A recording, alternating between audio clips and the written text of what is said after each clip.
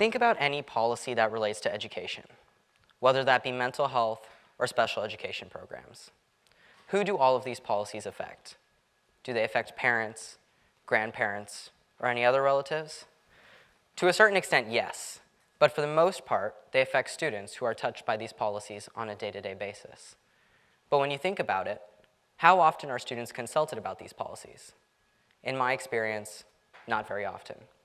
And when we rarely are, we see that the youth voices represented don't truly represent the diversity of the American population, and only very privileged individuals get these opportunities.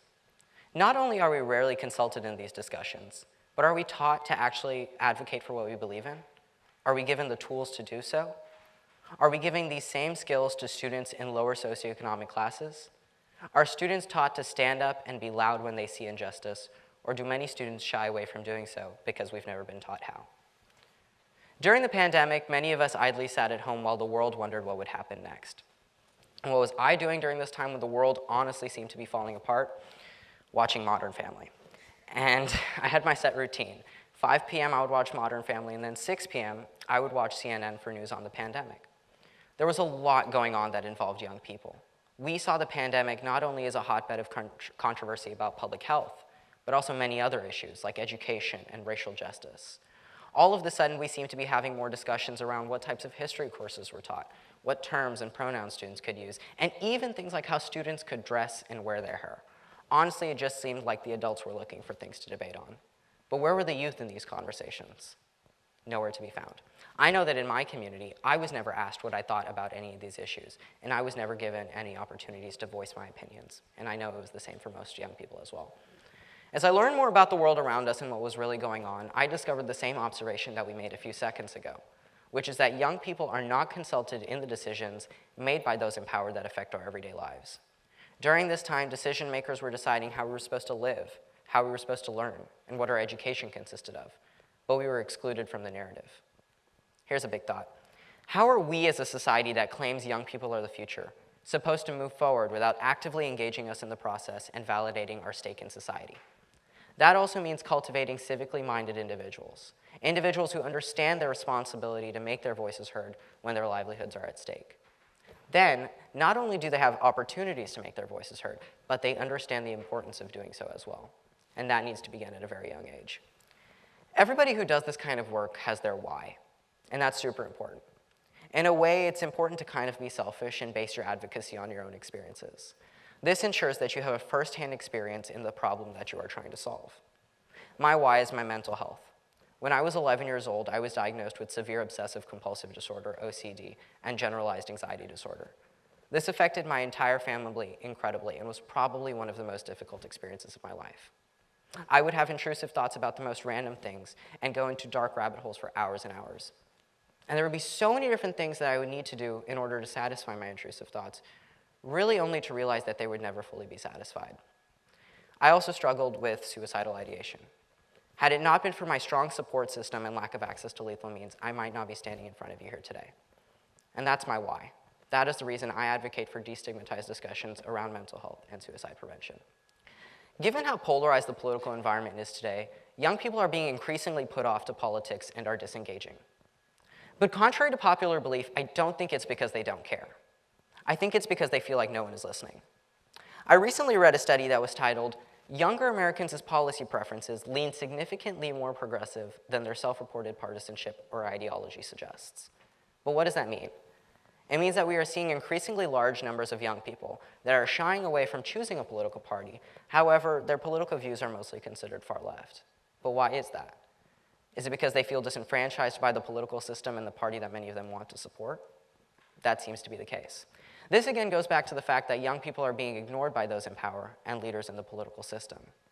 I'll also point out that political leaders aren't the only ones shutting down youth voices, but also parents, teachers, and peers who make students feel like they shouldn't have a say in any political or worldly matter, as it may be considered disrespectful or out of place.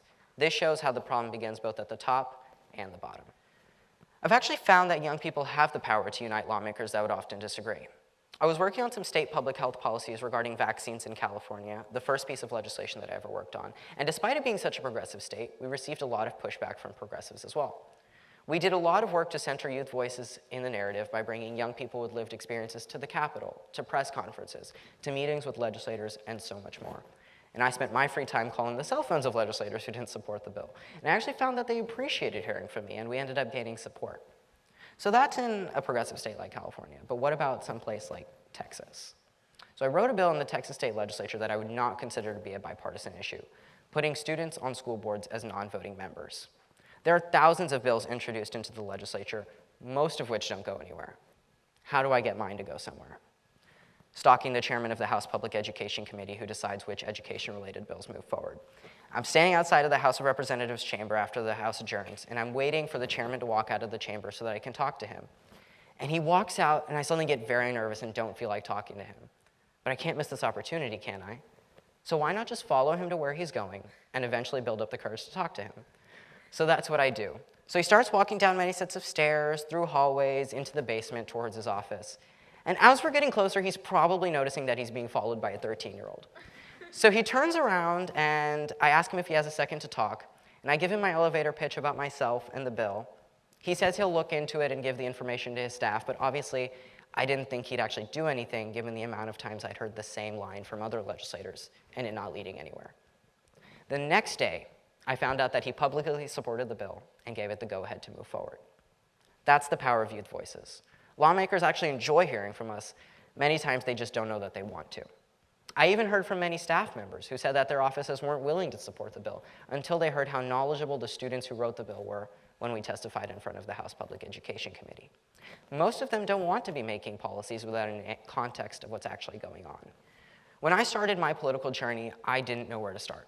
I was passionate about so many different issues, and since I started at the beginning of the pandemic, public health was at the top of my list. But what does my 11-year-old little self do about this?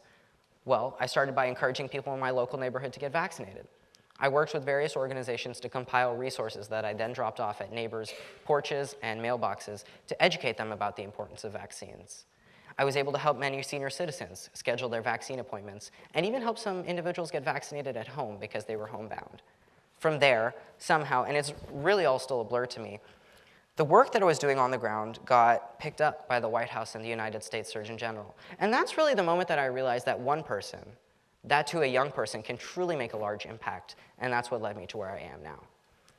So over the past few months, I've taken a few trips to Washington, D.C. to advocate for pieces of legislation that I've been working on. And whenever I walked into a congressional office for a meeting, I could see the look of surprise on staffers' faces, wondering why this child wearing a full suit and a lapel pin was walking into their office alone. At one point, a congresswoman even asked me if I was there on a school trip, despite me being alone when I met her. After a 30-minute long meeting with the congressional staffer, I would usually tell them more about myself and how I'm actually 15 years old. And I could see their jaws drop in surprise as they had never had an official meeting with someone this young. And I was so well prepared and educated that they couldn't even tell my age. And I try not to lead with my age, because I know that if I do, they might not take me as seriously. And that's one of the main points. Why should the people in government not take a large portion of the population that they are representing seriously? Shouldn't it be the norm for all citizens, regardless of background or age, to meet with leaders in power and demand change? In schools, we're taught that you shouldn't fight for change. We're not explicitly told this, but the way in which we are taught doesn't foster students who are advocates for their own futures. We're taught that the status quo is bad, but seldom do we truly compare what happened in the past to what is happening right now. There's a big emphasis on teaching, but not learning. How do you build civically minded individuals? You need values of critical thinking and growth outside of the classroom in order to be a well-rounded citizen. Across Texas and the country, books that talk about LGBTQ identity and African American history are being banned. This is a theme that we have seen happen in the past, but we never make the connection in the classroom. The history that we are taught is very gloom and doom, and often gives students the sensation that there's not much we can do to make a difference with the world falling apart. And that's a source of the civic apathy that we are seeing today, because young people think the problems we are facing are too grand to be solved by us and even the people in power. Students have grown up with the mindset that we accept what is given to us, that we don't advocate for more than we already have, and that advocating for ourselves in any way may be disrespectful to our elders. I noticed at school that students were unhappy with the food options in the dining hall, but no one was willing to advocate for changes. If students aren't even willing to ask their teachers and dining hall staff, people that they interact with on a daily basis, for something like improvements in the food options served, how do we think they will advocate for themselves in the real world? I know that food options may seem trivial, but when you look at the theme that this scenario showcases, of young people afraid to speak up, it's very eye-opening to the current state of youth voices. Young people are disengaging because we're kind of taught to be hopeless, and we feel we have no power.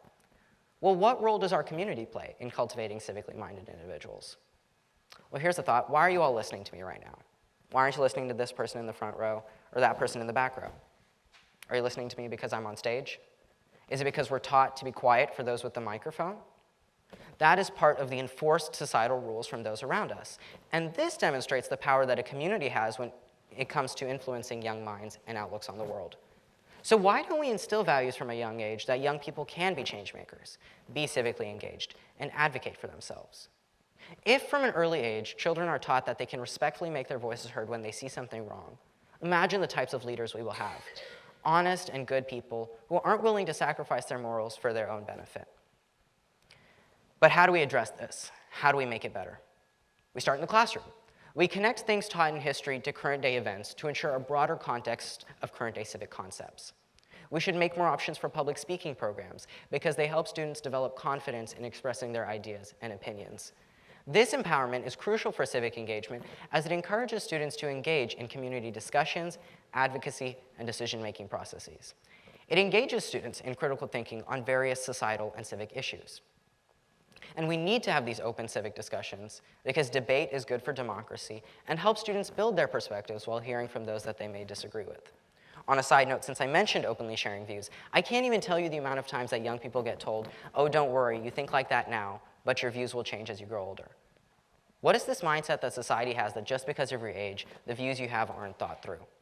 I spend hours and hours every day fighting for my views, so you can bet for me they are pretty thought through, and I know it's the same for many other young people as well. Public speaking is also helpful because it goes back to the whys that I was discussing earlier. We need to build avenues in schools for students to find their identities and their why in life. And to be honest, writing a 5-page personal narrative isn't for everyone. Some may prefer filmmaking or spoken word, but rarely do students get these diverse opportunities to discover who they are. So I've kind of been making a bunch of different points today, but how does it all connect back to the theme of today's convening? Forward. Let's think about how we actually achieve that goal. What does forward mean? Everybody has their own definition of what the future looks like and how we get there. And the discussion about what the future looks like is for another time. But I know firsthand that we can't get there without youth voices in the discussions that affect us. Because if we're not at the table, we're on the menu. And if they don't give us a seat at the table, we bring a folding chair. We need people in power to intentionally seek out youth voices and take them seriously. We need schools to foster civic responsibility and create avenues for students to find their identities and their why in life. We need communities to help young people get involved in the political world and in policymaking, whether that be about education, climate change, or any of the other issues that we as young people will primarily be bearing the burden of. And we need communities to help raise young people who know that they matter, their voices matter, and that they need to stand up when they see injustice because they're not just the future, they're the now. Thank you.